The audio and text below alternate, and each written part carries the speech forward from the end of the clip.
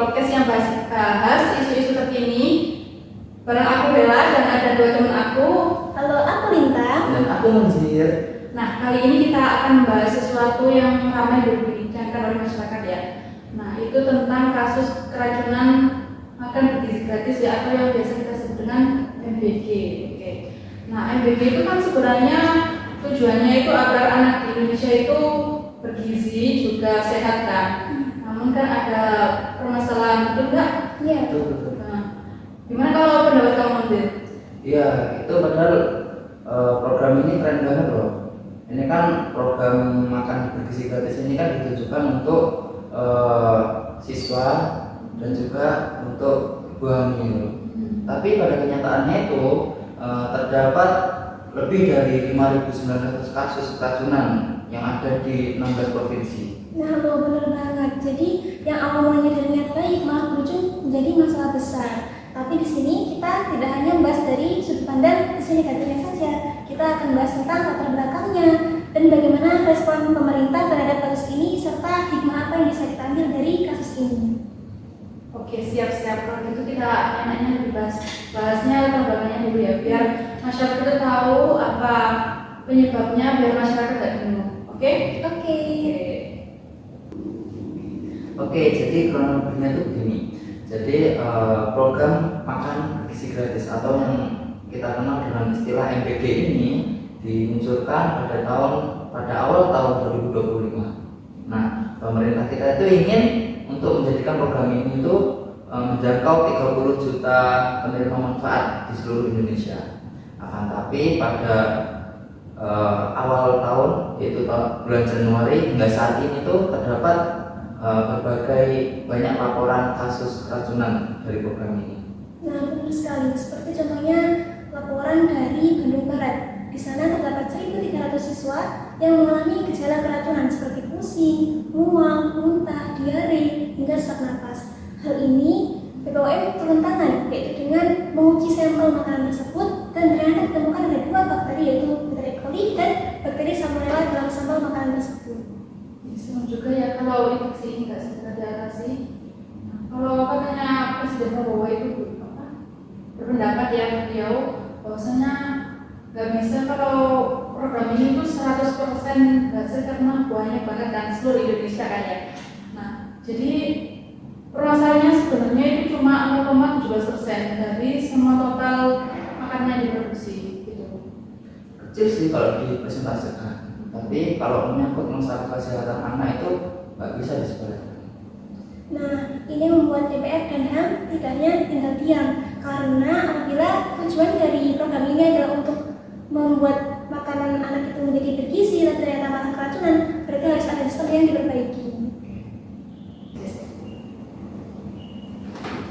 Oke, jadi pertanyaannya gini sekarang. Apa sih penyebab utama dari keracunan ini? Apakah karena masalah dapurnya, atau karena proses distribusinya, atau proses produksinya, atau pengawasnya itu, atau gimana? Menurut kamu?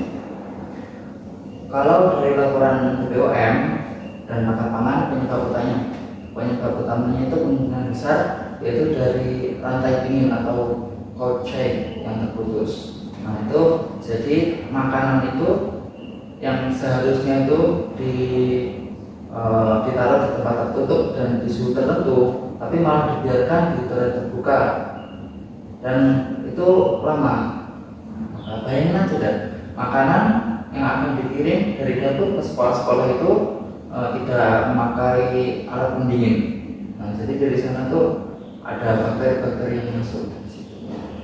Aku juga baca dari detikfinance.com itu ternyata beberapa dapur MBG itu tidak memiliki standar higienitas yang jelas. Jadi ada yang masak itu menggunakan air yang belum diuji, ada alat-alat yang juga belum bersih dan tidak higienis atau tidak disterilkan sebelum masak itu dimulai. Berarti ini bukan cuma soal 1 sampai 2 dapur aja ya. Memang kayaknya dari sistemnya yang mana itu kita harus mengawasi dari proses pembelian bahan mentahnya sampai distribusinya. Nah, benar banget. Bahkan BPOM bilang itu kemungkinan besar ada kontaminasi silang pada proses saat memasak. Nah, jadi bahan masakan itu yang mentah dan yang sudah matang itu nggak dipisah. Nah, dan dampaknya itu tidak hanya di kesehatannya saja, tapi kepercayaan orang tua. Saat ini kepercayaan orang tua karena yaitu itu lagi takut kalau anaknya keracunan lagi. Bahkan mereka tuh berpendapat bahwa khawatir jika mendapatkan MBG dari sekolahnya. Padahal MBG ini niatnya adalah agar siswa itu bisa makan ketika jam pelajaran itu selesai, ketika jam istirahat. Jadi ketika mulai pelajaran yang baru, mereka bisa fokus dan tidak kelaparan. Benar. Itu kita sebenarnya itu juga harus adilnya, nggak melihat dari situnya aja. Yang mana sebenarnya MBG itu positif banget buat daerah-daerah yang terpencil, yang mana itu mereka itu sangat sulit untuk mendapatkan makanan bergizi. Terus kalau program ini sebenarnya bukan dikatakan gagal ya, mungkin ada perbaikan atau pengawasan yang lebih ketat lagi. Nah, setuju. Nah, jadi program ini jangan disalahkan, tapi diperbaiki sistemnya. Nah, jika kalau semua pihak itu mau bertanggung jawab, nah program ini bisa jadi model bergizi yang bagus. Perkembangan teknologi juga sangat penting karena dengan teknologi itu mungkin nanti bisa dibuatkan aplikasi bagaimana untuk bisa mengontrol atau mengawasi MBG ini. Kemudian juga bisa dicek suhu ruangan dapurnya atau juga untuk sebagai perbaikan sistem atau pelatihan bagi pengelola MBG ini sendiri. Wah, keren. Mungkin itu emang bukan kita sih, harus dibuat kayak semacam APK, aplikasi yang mana itu untuk mengawasi. Nah, nanti kalau ada keluhan itu masyarakat itu bisa langsung lapor dari APK tersebut. Nah, setuju banget. Transparansi itu penting. Biar kenapa? Biar kepercayaan publik itu baik lagi. Kalau kita tarik dari level nasional, regulasi pemerintah itu seperti apa? Apakah pemerintah itu punya standar nasional tentang pangan di sekolah atau bagaimana? Nah, sayangnya hal itu belum seragam. Nah, pada tiap-tiap daerah itu masih berjalan sendiri-sendiri. Nah, jadi di sana ada suatu daerah itu yang dapurnya sudah bagus banget, ada juga yang satu daerah lagi dapurnya itu yang seadanya aja. Padahal di luar negeri seperti Jepang, makanan itu diawasi secara ketat. Ada petugas khusus yang mengawasi atau mengecek tentang suhu makanan dan juga uji mikroba sebelum makanan itu didistribusikan kepada anak-anak sekolah. Setuju banget.